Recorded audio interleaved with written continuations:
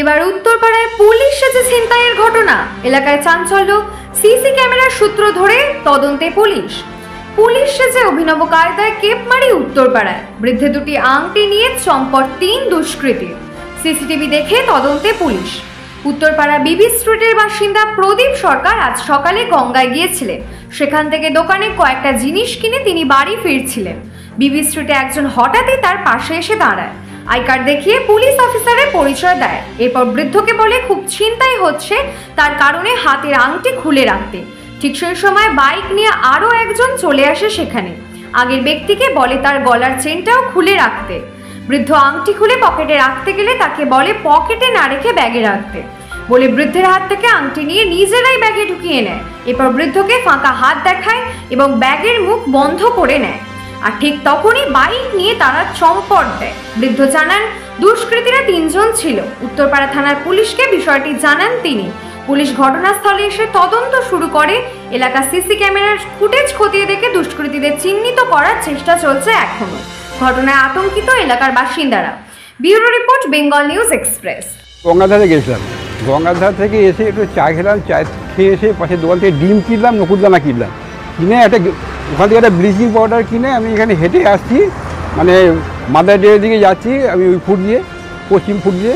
তখন আমাকে ওখান থেকে ডাকছে আমাকে পুলিশের আইডেন্টি কার্ড দেখালো, এবারে শো করলো, বলে আমি পুলিশ অফিসার, এখানে খুব ছিনতাই হচ্ছে 2 দিন ধরে, আপনার হাতে আংটি রয়েছে, আপনি আংটিটা খুলে আপনার ব্যাগে ঢুকিয়ে দিন। হ্যাঁ, আমি কী করলাম, আংটিটা খুলে আমার পকেটে ঢোকালাম। বলে না, পকেটে রাখবেন না, আপনার ব্যাগে ঢোকালাম।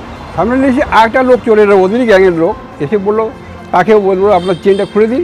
সে চেনটা খুলে আমার সামনে খুলে ওর ব্যাগে ঢুকিয়ে দিল। তারপরে বুঝলাম ওটা ওদেরই গ্যাংয়ের লোক 3 জন ছিল, বাইক নিয়ে এখানে বসছিল।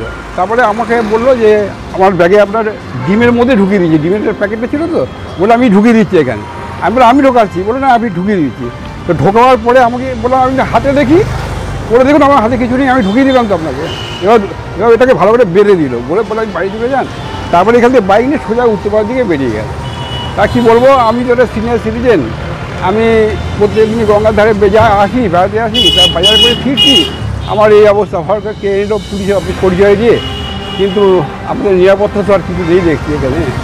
কিন্তু এখানে আমাদের সেফ জোন জানতাম যে কোনোদিন আমার তো ঘটনা ঘটেনি, কিন্তু ঘটে গেল এবারটা। কিন্তু বটেই, এরকম যে ঘটনা ঘটে গেল আশা ভাবতেও পারিনি যেরকম হবে। আজ পর্যন্ত কোনোদিন হয়নি এরকম ঘটনা আমার ক্ষেত্রে। আর কি বলবো, এখানে শোনা উচিত। তবে পুলিশ কাকে আমি রিপোর্ট করেছি, পুলিশ বললো যে ঠিক আছে। পুলিশ আবার এসে আমাকে ডাকলো, কল করলো, এখানে এসে স্পটটা দেখলো কোথায়। তারপরে বিগ বাস্কেটে গিয়ে ওখানে আমার সিসিটিভি ক্যামেরা, তখন ওদের লোক বন্ধ করে চলে গেছে, আর পুলিশ কল করে ওদের ডাকলো, দেখে সিসিটিভি ক্যামেরা দেখালো। ঘটনাটা হয়েছে 5টা 55 থেকে 6টা 5-এর মধ্যে। প্রশাসন আমি দেখলাম যথেষ্ট অ্যাকশান নিয়েছে।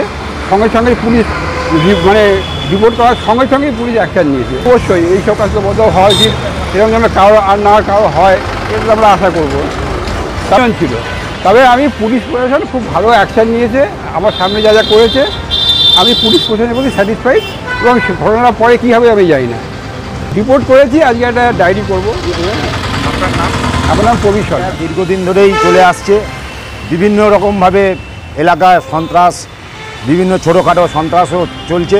পুলিশ প্রশাসন এর প্রতি সঠিকভাবে নজর নিচ্ছেন না।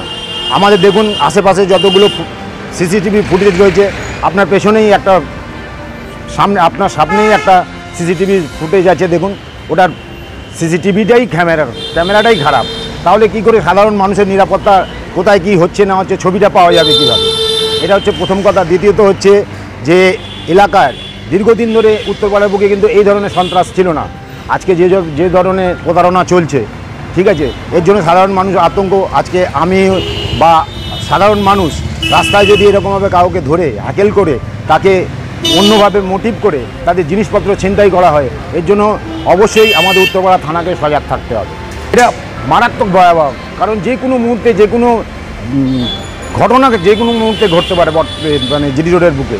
আজকে যদি জিডি রোডের বুকে দিনের সন্ধ্যেবেলা এই ঘটনা ঘটতে পারে, তাহলে রাত্রির পরে রাত্রি হওয়ারও সম্ভাবনা থাকতেই পারে। এর জন্য মানুষ প্রচণ্ড আতঙ্কের মধ্যে রয়েছে। আমি প্রশাসনের কাছে এইটাই আবেদন করব যে প্রশাসন সক্রিয় হোক এবং এলাকার যাতে শান্তি শৃঙ্খলা বজায় থাকে এইটুকুনি আমি বলতে চাই। আমার নাম সুকুমার আমি দাস। হচ্ছে ফরিন্দ ভবনের কেয়ারটেকার। আমরা ওখানে লোক ছিল, আমি ওখানে দাঁড়িয়েছিলাম।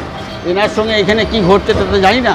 এবারে বলছেন দুটো লোক এখানে দাঁড়িয়ে, ওনার সঙ্গে আমরা যেরকম কথা বলি, এরকম আপনি উনি যেরকম কথা বলেন সেরকম কথা বলছি, ওইখানটা করে দাঁড়িয়ে দেখছি আমরা, কিন্তু কি কথা বলতে তা জানি না। এইবার যে ওই ঘটনা ঘটার পরে যে ওইখানে গিয়ে বলতে কি যে এই ব্যাপারটা হয়েছে, আমার আংটি ছিল, কোকরাচ আর কি হিরে না কি ছিল, সেই সব নিয়ে চলে গেল।